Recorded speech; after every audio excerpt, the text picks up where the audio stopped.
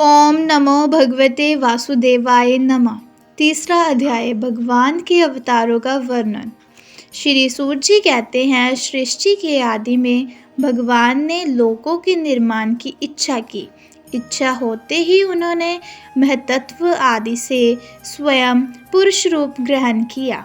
उसमें 10 इंद्रियां, 1 मन और 5 भूत, ये 16 कलाएं थी। उन्होंने कारण जल में शयन करते हुए जब योग निद्रा का विस्तार किया, तब उनके नाभि सरोवर से एक कमल प्रकट हुआ और उस कमल से प्रजापतियों के अधिपति ब्रह्मा जी उत्पन्न हुए। भगवान के उस विराट रूप के अंग प्रत्यंग में ही समस्त लोकों की कल्पना की गई है।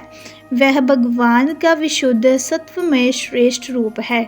योगी लोग दिव्य दृष्टि से भगवान के उस रूप का दर्शन करते हैं। भगवान का वह रूप हजारों पैर, जांघें, भुजाएं और मुखों के कारण अत्यंत विलक्षण है। उसमें सहस्त्रों सिर, हजारों कान, हजारों आंखें और हजारों नासिकाएं हैं। हजारों मुकुट, वस्त्र और कुंडल आदि आभूषणों से वह उल्लसित रहता है। भगवान का यही पुरुष रूप, जिसे नारायण कहते हैं, अनेक अवतारों का अक्षय कोश है। इसी से सारे अवतार प्रकट होते हैं। इस रूप के छोटे से छोटे अंश से देवता, पशु, पक्षी और मनुष्य आदि योनियों की सृष्टि होती है। उन्हीं प्रभु ने पहले कुमार सर्ग में सनक, सनंदन, सनातन और सनत कुमार, इन 4 ब्राह्मणों के रूप में अवतार ग्रहण करके अत्यंत कठिन अखंड ब्रह्मचर्य का पालन किया। दूसरी बार इस संसार के कल्याण के लिए समस्त यज्ञों के स्वामी उन भगवान ने ही रसातल में गई हुई पृथ्वी को निकाल लाने के विचार से शुक्र रूप ग्रहण किया। ऋषियों की सृष्टि में उन्होंने देवर्षि नारद के रूप में तीसरा अवतार ग्रहण किया और सातव तंत्र का, जिसे नारद पंचरात्र कहते हैं, उसमें कर्मों के द्वारा किस प्रकार कर्म बंधन से मुक्ति मिलती है, इसका वर्णन है। धर्मपत्नी मूर्ति के गर्भ से उन्होंने नर नारायण के रूप में चौथा अवतार ग्रहण किया। इस अवतार में उन्होंने ऋषि बनकर मन और इंद्रियों का सर्वथा संयम करके बड़ी कठिन तपस्या की। 5वें अवतार में वह सिंधु के स्वामी कपिल के रूप में प्रकट हुए और तत्वों का निर्णय करने वाले सांख्य शास्त्र का, जो समय के फेर से लुप्त हो गया था, आसुरी नामक ब्राह्मण को उपदेश किया। अनसुईया के वर मांगने पर छठे अवतार में वह अत्रि संतान दत्तात्रेय हुए। इस अवतार में उन्होंने अलर्क एवं प्रहलाद आदि को ब्रह्म ज्ञान का उपदेश किया। 7वीं बार रुचि प्रजापति की आकुति नामक पत्नी से यज्ञ के रूप में उन्होंने अवतार ग्रहण किया और अपने पुत्र याम आदि देवताओं के साथ स्वयंभू मनतंत्र की रक्षा की। राजा नाभि की पत्नी मेरु देवी के गर्भ से ऋषभ देव के रूप में भगवान ने 8वां अवतार ग्रहण किया। इस रूप में उन्होंने परमहंसों का वह मार्ग, जो सभी आश्रमियों के लिए वंदनीय है, दिखाया।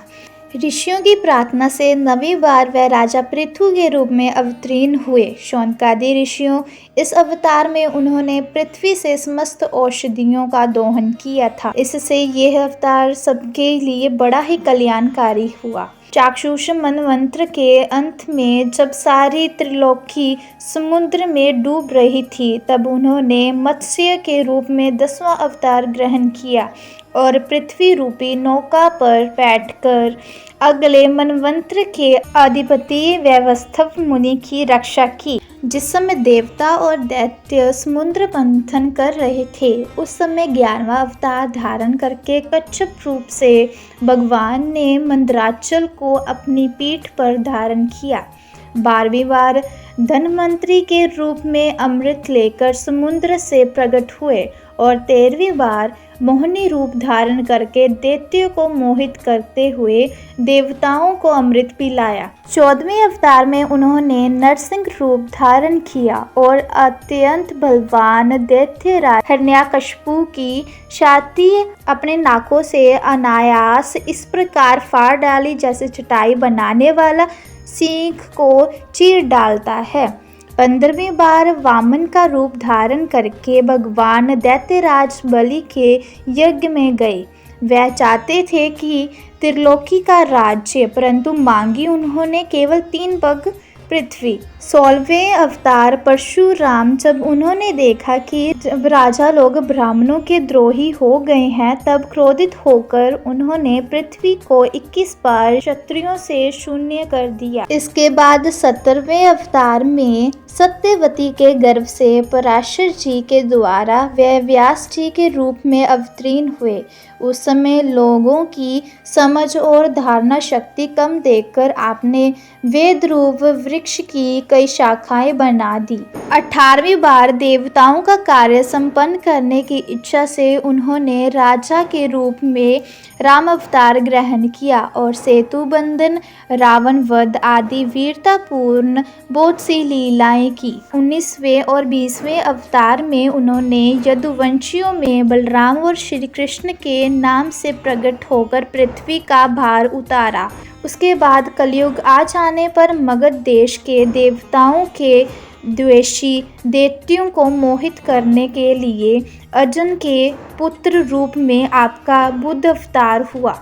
इसके भी बहुत पीछे जब कलयुग का अंत समीप होगा और राजा लोग प्राय लुटेरे हो जाएंगे, तब जगत के रक्षक भगवान विष्णु यश नामक ब्राह्मण के घर कल्कि रूप में अवतीर्ण होंगे। शौनकादि ऋषियों जैसे अगाध सरोवर से हजारों छोटे छोटे नाले निकलते हैं, वैसे ही सत्वनिधि भगवान श्री हरि असंख्य अवतार हुआ करते हैं।